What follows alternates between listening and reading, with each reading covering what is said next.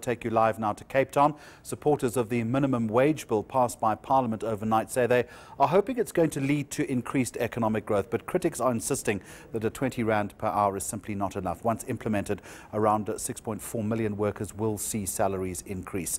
But it's all about the implementation that we want to talk about now. Let's go to Cape Town from the Department of Labour. Thembinkosi, Mkalipi, good afternoon to you and a warm welcome.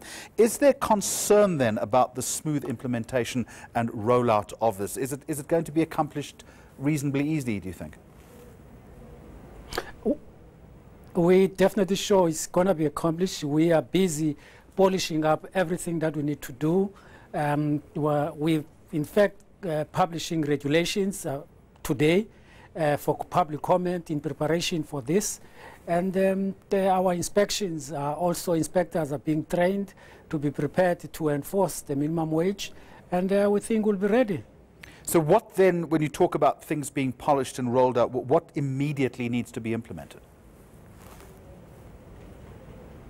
Well, I mean, the most urgent one is the finalization of the regulation dealing with exemptions, so that by the time the bill becomes law, after the NCOP processes, we are also ready with the regulation. We don't want a situation where we've got a law, then we start at that stage to publish the regulation for public comments, and then we spend a lot of time dealing with the regulation, because if employers cannot afford to pay the minimum wage for whatever reason, they've got to know, they should know what to do, and the regulations are ready. That's the biggest challenge that we have, that we need to make sure that we deliver on it.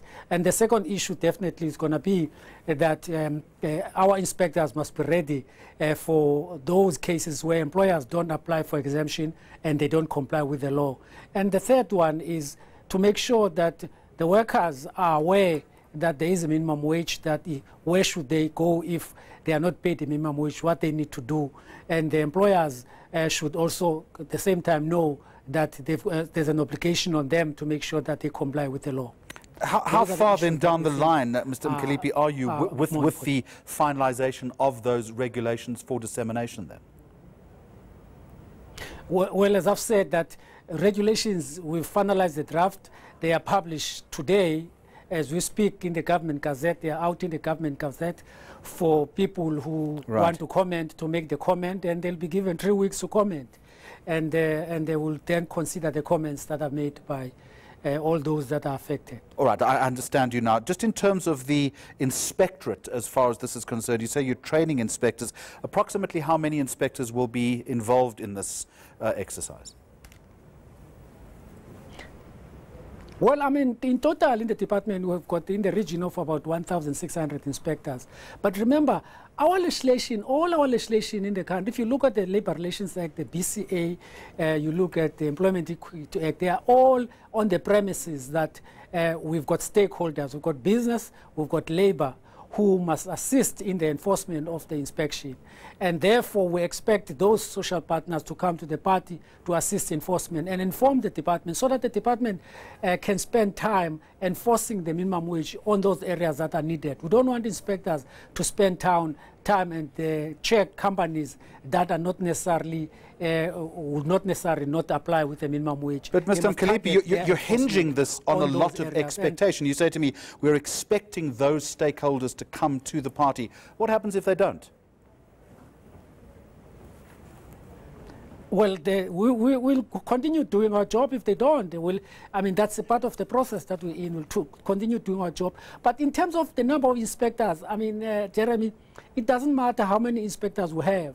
It's just like the issue of the police. You are not going to be able to put a policeman in, or a policewoman in every house. We are not going to be able to put an inspector in every factory, in every house where there's an employer. You're not going to have that situation. Therefore, for the inspection to be able to work, you need support of society. Society must assist by reporting cases of those employers who are not complying. But if the expectation is that you must have an inspector in every house, in every factory, it ain't going to happen. That's not how it happened in any country. Mr. Mkalipi, I understand that, but I mean, surely there's a process underway to recruit more inspectors. As I've said, that is the process. The process of recruitment of more inspectors depend on availability of funds.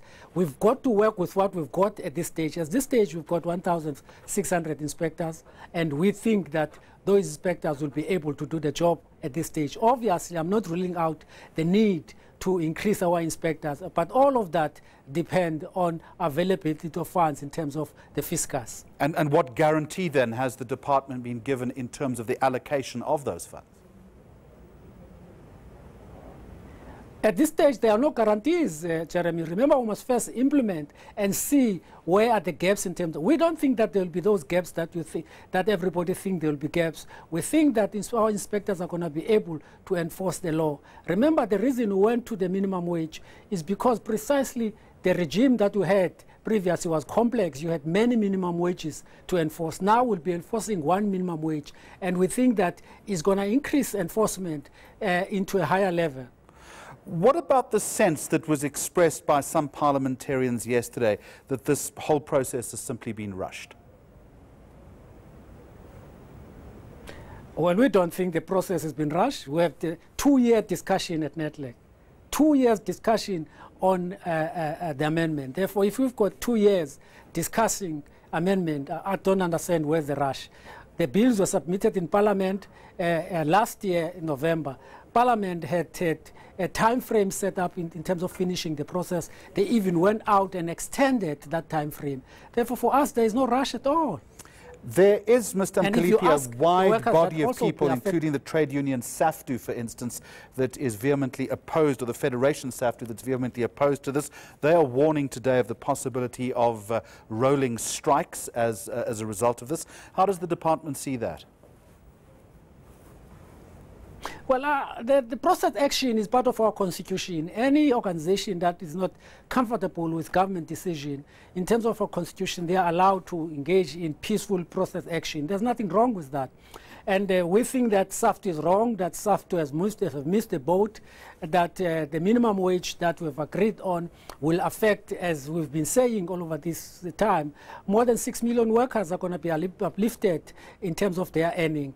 And that does not replace the responsibility of trade unions to negotiate on behalf of their members and increase the wages above the minimum wage that we've set on. So you're not concerned then about the potential for labour chaos as a result of this?